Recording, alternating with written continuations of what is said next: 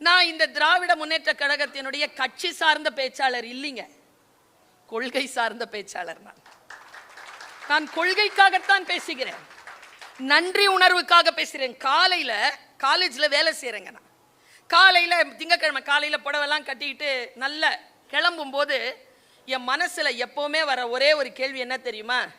இந்த ஞாயிற்றுக்கிழமைன்னு ஒரு நாள் கிடைச்சி திங்கக்கிழமை காலையில் எழுந்திரிச்சு வேலைக்கு போனோம்னா கொஞ்சம் சோம்பேறித்தனமாக இருக்கும். ஒரு வார்த்தை கிடைச்சதுலேருந்து நான் அந்த சோம்பேறித்தனத்தெல்லாம் நினைக்கிறதே இல்லை. ரொம்ப நன்றியோடு நான் கிளம்புறேன். வேலை உள்ளவனின் திங்கட்கிழமையை விட வலி மிகுந்தது வேலை இல்லாதவனின் திங்கட்கிழமை. அந்த வலி ரொம்ப பெருசு. எனக்கு இந்த வாய்ப்பு கிடைத்திருக்கிறது.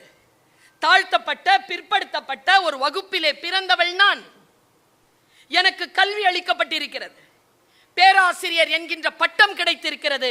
பல்கலைக்கழகத்தில் முனைவர் பட்டம் பெற்று டாக்டர் பர்வீன் சுல்தானா என்று சொல்லக்கூடிய வாய்ப்பு எனக்கு கிடைத்திருக்கிறது என்றால், நான் போய் என்னுடைய காலேஜ்ல என்னுடைய கேபின்ல நான் உட்கார்றேன்னு சொன்னா, நீங்கள், நான் சத்தியமாக சொல்லுகிறேன், இறைவனுக்கு நான் பயப்படுகின்றவள், இறை நம்பிக்கை கொண்டவள், அந்த இறைவனை சாட்சியாக்கி சொல்லுகிறேன், நான் என்றைக்கும் இந்த வாய்ப்பை எனக்கு தந்த பெருமக்களுக்கு நன்றி சொல்லாமல் நான் அந்த இருக்கையில் உட்கார்வதே இல்லை. நான் ஒன்று கேட்கிறேன், உங்க எல்லார்கிட்டயே கேட்கிறேன், இதே என்னுடைய பிறப்பு வடநாட்டில் வாய்த்திருக்கும் என்றால் எனக்கு இந்த உயர்வுகள் கிடைத்திருக்குமா? இந்த காலகட்டத்தில் திராவிட மாடல் என்று நாம் இன்றைக்கு நாம் மார்த்தட்டிக் கொள்கிறோமே, அந்த திராவிட மாடல் என்கின்ற அரசை நாம் நடத்துவதற்கு நமக்கு முன்னத்தி ஏற்பிடித்த தந்தை பெரியார், பேரறிஞர் அண்ணா, முத்தமிழறிஞர் கலைஞர் இவரெல்லாம் இல்லை என்றால் என்னை போன்றோருக்கு கல்வியும் கிடைத்திருக்காது, மானத்தோடு உட்கார்ந்து சம்பாதிக்கக்கூடிய வாய்ப்பும் கிடைத்திருக்கும். இவர்களால் கிடைத்தது தானே. அப்படி என்றால் நான் எங்கே இருக்க வேண்டும் என்று நினைக்கிறேன்? ஒரு உயர்ந்த பதவியில் இருக்க வேண்டும் என்று நினைக்கிறேன். யாரையெல்லாம் நினைவு கூறுகிறேன்? அந்த இடத்தை எனக்கு தந்தவர்களை நான் நினைவு கூற விரும்புகிறேன். அங்கே உட்கார்ந்து சில கடமைகளை செய்ய வேண்டும். அந்த கடமைகளுக்காக இந்த சமூகத்திடம் நான் நினைவு கூறப்பட வேண்டும் என்று நினைக்கிறேன். நான் நினைப்பது போல் நம்முடைய துணை முதலமைச்சர் அவர்கள் நமக்கு அவருடைய தகப்பனாராலும் அவருடைய தாத்தாவாலும் நமக்கு கிடைத்த இந்த பெரும் பேறு அவரால் நம் தலைமுறைக்கு தடைபடாமல் கிடைக்கும் என்கின்ற நம்பிக்கை எனக்கு இருப்பதனால் அவருக்காக பேசிக் கொண்டிருக்கிறேன். ஒரே ஒரு நம்பிக்கை தாங்க நமக்கு. நீங்க எல்லோரும் கட்சி தோழர்கள், வெளியில போய் பாருங்க.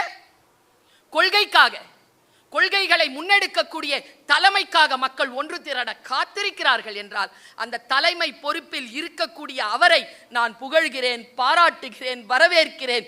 வாருங்கள், எங்கள் தலைமுறை காக்க எழுந்த சூரியனே, எங்களுக்கு கிடைத்த உதயமே, நீங்கள் வாழ்க என்று நான் வாழ்த்துகிறேன். நான் இப்படி சொல்றேங்க, ஒரு விஷயத்தை நல்லா தெரிஞ்சுக்கோங்க. ஏன் நாம மாண்புமிகு உதயநிதி ஸ்டாலின் அவர்களை கொண்டாட வேண்டும்? இப்போ பாருங்களேன், இந்த மேடையில் இருக்கிறவங்க எல்லாம் வழக்கறிஞர்கள், பேராசிரியர்கள்.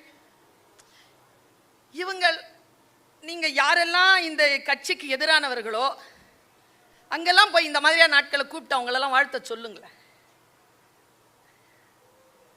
முடியாதுங்க. நாங்கள் பணத்திற்காகவோ வாய்ப்புகளுக்காகவோ அவர்களை புகழ்ந்து பேசுகின்றவர்கள் இல்லை.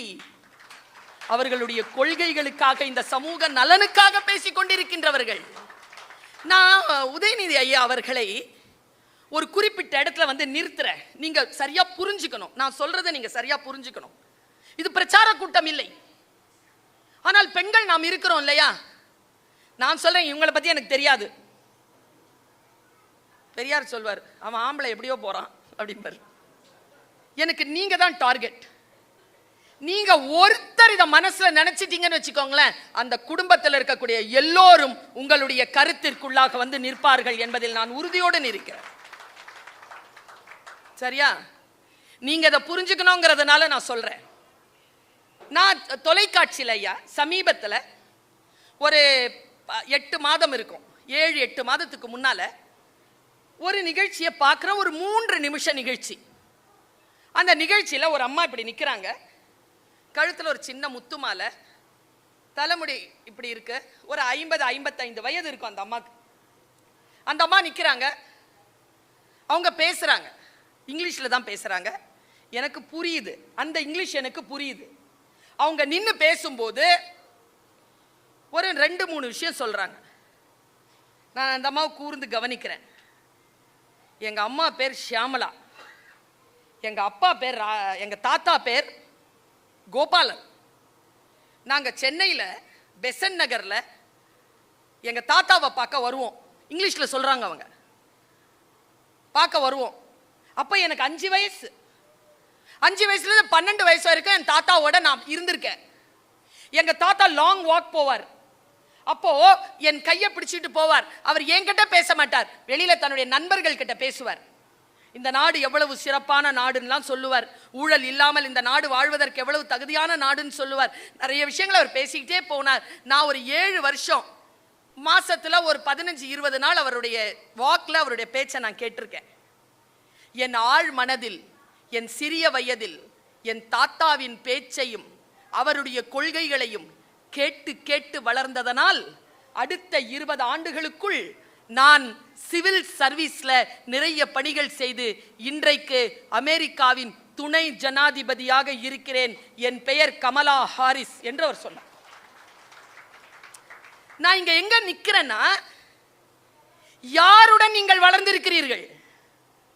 யார் பேச்சை கேட்டு நீங்கள் வளர்ந்திருக்கிறீர்கள்? இதுவரைக்கும் உங்களுடைய வாழ்க்கையில் யாரெல்லாம் உடன் இருந்திருக்கிறார்கள் என்று கேட்டால் நம் அனைவருக்கும் கிடைக்காத பெரும் வாய்ப்பு மாண்பமை உதயநிதி ஸ்டாலின் அவர்களுக்கு கிடைத்திருக்கிறது. தன் தாத்தாவின் பேச்சையும், தன் தாத்தாவின் தோழர்கள் பேச்சையும், தன் தந்தையின் பேச்சையும், தன் தந்தைக்கு துணை நின்ற கொள்கையாளருடைய பேச்சையும் சிறிய வயதிலிருந்து கேட்டு கேட்டு வளர்ந்து இதோ இன்றைக்கு சிங்கம் பிடரி எடுத்துக்கொண்டு வந்து நின்று கொண்டிருக்கிறது நம்முடைய திராவிட கழகத்தின், திராவிட முன்னேற்ற கழகத்தின் அந்த கொடியை தாங்கி. இவருக்கு தெரிந்த அளவிற்கான ஞானம். எப்பவுமே ஐயா உட்கார்ந்திருப்பார், கலைஞர் என்னன்னு தெரியலீங்க, கலைஞர்னு சொன்னாலே எனக்கே தெரியாம இங்கெல்லாம் அடிச்சு இந்த மாதிரி லட்சக்கணக்கில் கோடிக்கணக்கில் இருக்கிறோம். இன்னைக்கு அவர் இல்லை, கலைஞர்னால இங்கெல்லாம் அடைச்சிக்கும் நமக்கு அப்படியே துக்கமா. தலைவன் அவங்க தலைவன், அவர் பேரை கேட்டாலே சிலிர்க்குதல்ல. நான் சொல்றேன், அவர் இப்படி கையை காட்டுவாருங்க, தெரியும்ல உங்க எல்லாருக்குமே, இப்படி கையை காட்டுவார். தளபதி ஐயா அவரும் இப்படி கையை காட்டுவார். இந்த 5 என்ன தெரியுமா? அவங்க காட்டுற இந்த 5 விரல், இது உதயசூரியன் சின்னத்தை அவர்கள் காட்டுகிறார்கள் என்று நாம் நினைக்கிறோம். நான் இந்த 5த்துக்குமான ஒரு விளக்கமா இன்னைக்கு நமக்கு கிடைச்சிருக்கக்கூடிய ஒரு அற்புதமான ஒரு தளபதியை, இளைய தளபதியை நான் சொல்லுகிறேன். இந்த 5ம் இருக்கக்கூடியது 5 தகுதிகள் என்னன்னு சொல்ற. 1, தூய்மையான இதயம். இந்த 5ல 1 தூய இதயம். இதமான சொல். ஆச்சரியமா இருக்குங்க எனக்கு. இதமான சொல், விசாலமான அறிவு, ஞானமான பார்வை, உறுதியான எண்ணம். இந்த 5 தாங்க. இந்த 5ஐயும் உடையவராக நான் உதயநிதி அவர்களை பார்க்கிறேன். அவருக்கு என் புகழாரத்தை நான் சூட்டுகிறேன். அடிப்படையில் சில பேர் நமக்கு புரியாத சில விஷயங்கள் புரியும்படியாக வந்துருச்சுன்னு வச்சுக்கோங்களேன், திருப்பி திருப்பி ஒரு விஷயத்துல உறுதியா இருக்கிறாங்க. நான் பாராட்டுறேங்க. ஒரு முறை ஏதோ ஒரு பட்டிமன்றத்தில் தான் பேசணும் அண்ணா, தமிழனுக்கு எது பெருமை, கல்வியா செல்வமா வீரமானு. நான் சொல்லவா தமிழனுக்கு எது பெருமைன்னு? கல்வி ஓகே இருக்கு, கொண்டாந்து கொடுத்து இருக்கிறீங்க, செல்வம் ஓகே, ஆனா நம்ம ரத்த நாளங்கள்ல இருக்கிற அந்த மான உணர்ச்சி இருக்குல்ல, வீரம், அது நம் அடையாளம். ஒருபோதும் அதை நாங்கள் கீழே விட மாட்டோம், ஒருபோதும் அதை கீழே விடமாட்டோம் என்று சொல்லக்கூடிய அந்த திண்மை இருக்குல்ல, நான் அந்த இளைய ரத்தத்திடம் பார்க்கிறேன், அந்த இளைய தளபதியிடம் பார்க்கிறேன். எங்கள் மக்களினுடைய உடன் பிறப்பு என்கின்ற சொல்லை தாங்கி இருக்கக்கூடிய அந்த உதயநிதி ஸ்டாலின் அவர்களிடம் நான் பார்க்கிறேன். நான் திரும்பவும் சொல்லுகிறேன், இது பிரச்சார கூட்டம் இல்ல, சுயநலமாக நான் பேசுகிறேன். என் தலைமுறைக்காக நான் பேசிக் கொண்டிருக்கிறேன். என் தலைமுறை அடுத்தவர்கள் கையில் நழுவிவிடக் கூடாது என்கின்ற கவனத்துடன் நான் பேசிக் கொண்டிருக்கிறேன். அவர்களிடத்தில் இன்னும் ஒரு 100 ஆண்டு, இன்னும் ஒரு 200 ஆண்டு தமிழ்நாடு மிக சிறப்பாக இருக்க வேண்டும் என்றால் திராவிட அரசியல் தான், திராவிட மாடல் மட்டும்தான் நமக்கான விடிவெள்ளி என்பதற்கான ஒற்றை அடையாளமாக அவர் திகழ்ந்து கொண்டிருக்கிறார். இப்படி நான் சொல்றேனே, ஒரு நாள் ஐயா நான் எங்கேயோ பேசிட்டு இருக்கும் பொழுது பின்னால பேக் ஸ்டேஜ்ல ஒரு அம்மா வந்து அழுது கையை பிடிச்சது. நல்ல பணக்கார பொண்ணு, அழகா வேற இருந்துச்சு. அழுதுச்சிங்க. அழுதுனா எனக்கு கவலை என்னன்னா மேக்கப் கலையுது. மேக்கப் கலையுது. அது என்ன தெரியுமா சொல்லுச்சு? தேங்க்யூ தேங்க்யூ தேங்க்யூ சொல்லுது. 8 வருஷமா சிறையில் இருந்தேன், என் மனச்சிறையை உடைச்சிட்டீங்க, தேங்க்யூ தேங்க்யூன்னு சொல்லிட்டு போயிருச்சா? நான் 1.5 மணி நேரம் பேசியிருக்கிறேன், 18 பாயிண்ட். அதுக்கு எந்த பாயிண்ட்ல உடைஞ்சுது? அது எந்த பாயிண்ட்டுக்கு அழுவுது? தெரிஞ்சா நம்ம பொதுமக்கள் கிட்ட சொல்லலாம்ல. 18 பேசி 1.5 மணி நேரம் பேசுறதுக்குள்ள நச்சுன்னு ஒரு பாயிண்ட் சொல்லிட்டு போலாம்ல. என்னம்மான் அது போயிருச்சு. அங்க அது பெரிய மர்சிடிஸ் வண்டியில தனியா வண்டி ஓட்டிட்டு வந்திருக்குது கனடால. நான் போய் அது கதவு தரத்துக்குள்ள பிடிச்சிட்டேன். 18 பாயிண்ட் பேசியிருக்கிறேன். எந்த பாயிண்ட்ல உன் மனச்சரை உடைஞ்சது சொல்லு. கையை பிடிச்சிட்டு ஒரு விஷயம் சொல்லிச்சிங்க. நான் உங்க எல்லாருக்கும் அதை நான் சொல்லிட்டு போறேன். நான் சாதாரணமாக மோட்டிவேஷன் ஸ்பீக்கர் இல்லையா, மோட்டிவேஷனுக்காக சொல்வேன். நல்லா தெரிஞ்சுக்கோங்க, மற்ற கூட்டங்களுக்கெல்லாம் போகாத கூட்டம் தான் இந்த கூட்டத்துக்கு வர்ற கூட்டம், எனக்கு தெரியும். சரியா? எங்க போனாலும் கிடைக்காத பேரறிவு இங்க மட்டும்தான் கிடைக்கும். ஏன்னா மேடையை அப்படி அமைப்பார். ஐயோ, ஏதாவது நீங்க யாராவது பேசினா கையில ஏதாவது கொண்டு போகணும், இருந்து உட்காந்து கைத்தட்டி சிரிக்கணும். ரெண்டுமே இல்லாத யாரையும் அண்ணன் ஒரு ஆளை மேடை ஏற்ற மாட்டாரு. நான் டேக்அவே மெசேஜ் ஒன்று கொடுக்குறேன். பெண்களை வீட்டுக்கு கொண்டு போங்க, ஆண்களே நீங்களும் தான். பாருங்க, நான் சொன்ன பாயிண்ட் தான். ஒருத்தன் காட்டு வழியில நடந்துகிட்டே இருந்தானா. அவன் பாதை ரொம்ப தூரம் போயிட்டே இருக்கும் பொழுது திடீர்னு பார்த்தா ஒரு பாம்பு புத்து. ஐயா சொல்வார்ல, அறிஞர் அண்ணா தான் சொல்வார், பேரறிஞர் அண்ணா. பாம்பு கரியான் புத்தெடுக்க கருநாகம் குடிப்பு. நான் வீடு கட்டி இருப்பேன், எவனாவது வந்து ரிஜிஸ்ட்ரேஷன் பண்ணிட்டு போயிடுவான். சரியா? அந்த மாதிரி சொல்வார், ஆரிய எதிர்ப்ப சொல்வார். ஒரு புத்து இருக்குது, அதுல ஒரு பெரிய கருநாகம் வந்துருச்சு. பார்த்துட்டான் ஒருத்தன். பார்த்துட்டு ஐயோ இது நாகம் இருக்கிற இடம் போல இருக்கு, வேண்டான்னு இடத்த மாத்திட்டான். சரியா? ஆனா பாம்புக்கு அரவம்னு ஒரு பேர் இருக்கு. அது எங்க சத்தம் இருந்தாலும் வந்துடும். நீங்களும் ஜாகிரதையா இருங்க. ஜாகிரதையா இல்லைன்னு வச்சுக்கோங்களேன், வரும். சரியா? நான் என்ன சொல்றேன், அவன் தனியா போறான். ஆனா அவன் சத்தம் கேட்டு அவன் பின்னாலேயே வந்துருச்சு அந்த கருநாகம். கருநாகம் வந்துட்டு இருந்த இவனுக்கு தெரியல, காலில் கொத்திருச்சு. இப்ப நாம எல்லாருமே கருநாகத்தால் கடிப்பட்ட அந்த மனிதன்னு வச்சுக்கோங்க. நாம எல்லாருமே, நான் பாம்புன்னு சொல்றது பாம்பு இல்லை. சரியா? உறவா இருக்கலாம், நட்பா இருக்கலாம், கூட வேலை செய்யறவங்களா இருக்கலாம், யார் வேணாலும் இருக்கலாம்ல. என் காலேஜ்லயே ஒன்று இருக்குதுங்க, நல்லா போயிருப்பேன். இப்படி நல்லா தானே வந்திருக்கேன். என்ன பர்வீன் டல்லா இருக்கிறேன்னு? எப்படி எனர்ஜியாவே இருக்க முடியாதுங்க. எனர்ஜியா இருக்கவே விட மாட்டாங்க. வந்தாலே ஏதாவது ஒன்று கீழே போட்டுருவாங்களா? நான் அந்த மாதிரி நாம எல்லாரும் நினைச்சுக்கோங்க, நம்மள பாம்பு கருநாகம். இப்போ நமக்கு இருக்கிறதே 2 வழிதான். ஒன்று, அந்த பாம்பு பின்னால போகலாம், அதுக்கிட்ட நியாயம் கேட்கலாம். ஏன் என்னை கொத்துன, உன் வழிக்கு நான் வரல, என் வழிக்கு வந்து ஏன் என்னை கொத்துன, ஏன் எனக்கு துரோகம் பண்ண கேட்கலாம். ஒன்று. இல்லைன்னா அதை அடிச்சு சாவடிக்கலாம். அந்த 2வது, கொத்தப்பட்டுட்டோம், விஷம் ஏறுது, பாம்புக்கு பின்னால போகாம விஷத்தை கவனிக்கலாம், விஷ முறிவை தேடலாம். நாம் பல நேரங்களில் பாம்பை போய் தேடிக்கிட்டு இருக்கிறோம். கை தட்டுறவர் பாதிக்கப்பட்டவர். சரியா? போறோமா? பாரு, நான் சொல்றேன் பாரு, உண்மையா சொல்றேன். நாம என்ன நீயா படமா பாக்குறோம்? கொத்தன பாம்பு வந்து அதே இடத்துல இருந்து விஷத்தை உரியறதுக்கு பாம்பிடம் எந்த நியாயமும் கிடைக்காது. கொத்தப்பட்டு விட்டோமா, அடுத்த கட்டத்தில் அந்த விஷத்தை இறக்குவது எப்படி என்றுதான் நாம் திட்டமிட வேண்டுமே தவிர எந்த கருணாகத்திற்கு பின்னாலும் போய் அவர்களை அடிக்க வேண்டுமா, அவர்களை போய் நியாயம் விசாரிக்க வேண்டுமா என்ற அவசியம் கிடையாது என்று திராவிட முன்னேற்ற கழக தோழர்களே, எழுந்து நில்லுங்கள். அடுத்த இதோ வருகிறது, நமக்கான தேர்தல் வருகிறது, சந்திப்போம். நமக்கு எந்த ஒரு விஷயத்தையும் நாம் முறியடிப்போம் என்று சொல்லி தூக்கி நிறுத்த வேண்டுமா இல்லையா? அதற்கான வாய்ப்பு தான் நமக்கு கிடைத்திருக்கிறது. நான் சொல்லவா, வீட்டில் போய் எழுதி வச்சுக்கோங்க இந்த வார்த்தையை. நான் அக்கா கிட்ட சொன்னேன், உதயநிதி அண்ணன் அவர்களை மிக கூர்ந்து கவனிக்கணும். நான்லாம் என்னை போன்றவர்களா, ஏன் தெரியுமா, இந்த இவருடைய பெருமைகளை, இவருடைய சாதனைகளை அடுத்த தலைமுறைக்கு சரியாக சித்தாந்த ரீதியாக, கொள்கை ரீதியாக எடுத்துக்கொண்டு செல்ல வேண்டிய கடப்பாடு நமக்கு உண்டு. ரொம்ப கவனமா நாம் அவரை கவனிக்கணும்னு நான் சொன்னேன். ஏன் நான் இந்த தலைவனை நம்முடைய தலைவன் என்று நான் ஏற்றுக்கொள்கிறேன்? ஒன்னே ஒண்ணுதான், ராத்திரி போய் டைரியில எழுதி வச்சுக்கோங்க. நல்ல தலைமை இல்லாத சமுதாயம் தன்னைத்தானே தின்றுவிடும், தன்னைத்தானே தின்றும்.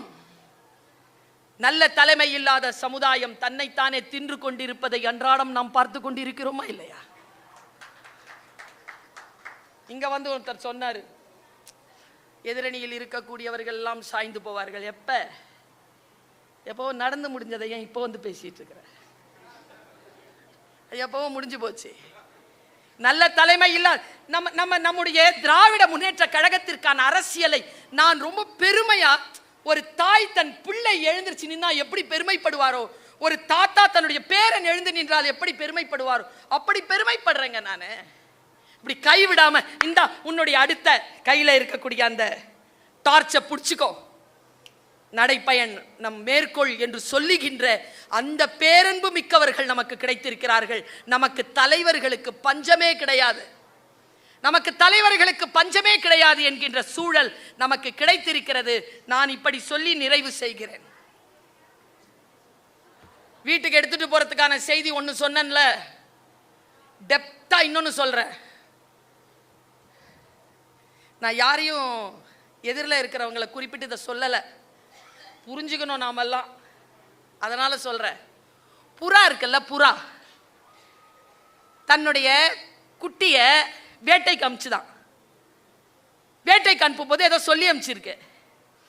அந்த புறா கூட்டத்தின் தலைவர், இது பீகார் பழங்குடியினிடத்தில் வழங்குகின்ற கதை, படிச்சு சிலிர்த்து போனேனா. முடிஞ்சா நீங்க புரிஞ்சுக்கோங்க, இது எல்லாம் எனக்கு இவர்கள் தருகின்ற கொள்கைக்கான புத்தி வெளிச்சம். அக்கா கிட்ட 2 நிமிஷம் தான் பேசிட்டு இருந்தோம் உள்ள. அக்கா சொன்னாங்க 3 புக்கு படிச்சிரு. தமிழினர் தலைவர் பெரியார், பேரறிஞர் அண்ணாவின் கடிதங்கள், அடுத்தது அக்கா நெஞ்சுக்கு நீதி, 6 வால்யூம் படிச்சு முடிச்சிரு. அவன் எவ்வளவு திராவிட கருத்துக்களில் கொள்கையோடு இருக்கிறானோ, அவன் நிச்சயமாக இதை படித்தால், அவள் நிச்சயமாக இதை படித்தால் அடுத்த கட்டத்திற்கு இந்த சமூகத்தை தூக்கி கொண்டு போவாள் என்பதற்காக அவர் சொன்னார். 3 புத்தகத்தை சொன்னார். நான் அப்படியே வாங்கி வச்சுக்கிறேன். நான் நெஞ்சுக்கு நீதி படிச்சிருக்கேன், ஆனால் 2-3 வால்யூம் தான் படிச்சிருக்கேன். 6 வால்யூம் ஃபுல்லாக படிக்கல, படிச்சிருவேன். அண்ணாவின் கடிதங்கள் படிச்சிருக்கேன், தமிழின தலைவர் பெரியார் படிச்சிருக்கேன். பீகார் பழங்குடியில் வழங்கப்படுகின்ற மிகப்பெரிய புத்தி நல்லா தெரிஞ்சுக்கோங்க. ஒருத்தருடைய கடமை என்ன? நான் சினிமா பார்க்க தானே போறேன், உன் கடமை என்ன? நல்லா நடி, அதானே உன் கடமை. அதை செய்யாம இங்க வர, அது ஒழுங்கா செய். நான் யோசிச்சு பார்க்கிறேங்க, சில விஷயங்கள் தவறு என்று சொல்லுகின்ற பொழுது என் மக்களே தவறு என்று சொல்லுவதற்கான துணிச்சலை மேற்கொள்ளுங்கள். இது திராவிட உடம்பிலே, திராவிடம் ரத்தமாக ஓடிக்கொண்டிருக்கக்கூடிய பிறப்பு. அந்த திராவிட அந்த பிறப்பினுடைய அந்த தன்மான உணர்ச்சியோடு நான் கேட்கிறேன். அந்த புறா இன தலைவன் சொன்னான், உன் குட்டிக்கு என்னன்னு சொல்லி அனுப்புன வேட்டைக்கு. அவ சொன்னா, அந்த தாய் சொன்னா, வேட்டைக்காரங்கிட்ட பத்திரமா இருந்துக்கோ. எந்த வேட்டைக்காரன்? குறி வைக்க தெரிஞ்ச வேட்டைக்காரன் கிட்ட பத்திரமா இருந்துக்கோன்னு சொன்ன. தப்பு செஞ்சிட்டியே. ஏன் அவனை வேட்டைக்கு, அவனை வெளியில அனுப்பாத, கூப்பிடவனை. போய் அந்த தாய் புறா அந்த இளைய புறாவை கூட்டு வந்துருச்சு, தலைவன் முன்னால் விட்டுச்சு. தலைவன் சொன்னான், நீ வெளியில் போக போகிறாய் என்று சொன்னால் 2 விஷயங்களை தெரிந்து கொண்டு போ. வேட்டை தெரிந்த வேட்டைக்காரனை விட நாம் மிக ஜாக்கிரதையாக இருக்க வேண்டியது வேட்டை செய்ய தெரியாத, அம்புக்கு குறிவைக்க தெரியாத வேட்டைக்காரனிடம். ஏன்னா அவனை தானே அடிக்கிறான்னு நீ இருப்ப. ஏன்னா அவன் அம்பு அங்கதான் இருக்கும். 23ஆம் எண் புலிகேசி மாதிரி அது இங்க வந்து சென்றும். வேட்டை தெரிந்த, அம்புவிட தெரிந்த வேட்டைக்காரர்களை அடையாளம் கண்டு கொள்ளுங்கள் என் மக்களே. அதே போல வேட்டையே தெரியாமல், அம்பு விடவே தெரியாமல் காட்டிலே வந்து நிற்கிறார்களே, அவர்களிடத்தில் இன்னும் ஜாகிரதையாக இருங்கள். ஏனென்றால் அவர்கள் அபாயகரமானவர்கள். அவர்களிடமிருந்து நாம் சில விஷயங்களை, நம்முடைய மானத்தை, நம்முடைய சுயமரியாதையை, நம் தலைமுறையை நாம் காத்துக்கொள்ள வேண்டும் என்றால் நமக்கு கிடைத்திருக்கக்கூடிய, இயற்கை தந்திருக்கக்கூடிய அற்புதமான வாய்ப்பை பயன்படுத்திக் கொள்ள வேண்டும் என்பதற்காக என் தமிழால் அவருக்கு புகழாரம் சூட்டுகிறேன். அவர் இன்னும் இன்னும் வாழ்க. அந்த சங்க தமிழன் சொன்ன அந்த சொல்லால் நான் அவரை மீண்டும் வாழ்த்துகிறேன். நீ இன்னும் இன்னும் வாழ்க என் சகோதரா. எவ்வளவு வருடம் வாழ் தெரியுமா? பகுருளி ஆற்றின் கரையிலே ஓடுகின்ற அந்த நீருக்கு பக்கத்தில் இருக்கும் மணலின் எண்ணிக்கையை காட்டிலும் உன்னுடைய ஆயுள் பெருகட்டும், உன் புகழ் பெருகட்டும். உன் புகழ் பெருக பெருக உன் இனமான எங்கள் தமிழினம் நாங்களும் உயர்வோம். உனக்கு பின்னால் அணி திரள்கிறோம். தலைவன் இல்லாத சமுதாயம் தன்னைத்தானே தின்றுவிடும் என்பதற்காக உன்னை தலைவனாக ஏற்றுக்கொண்டு உனக்கு பின்னால் வருவதற்கு தயாராக இருக்கிறோம் என்று சொல்லி அவருக்கு என்னுடைய பிறந்த நாள் வாழ்த்துக்களை சொல்லி நிறைவு செய்கிறேன். நன்றி, வணக்கம்.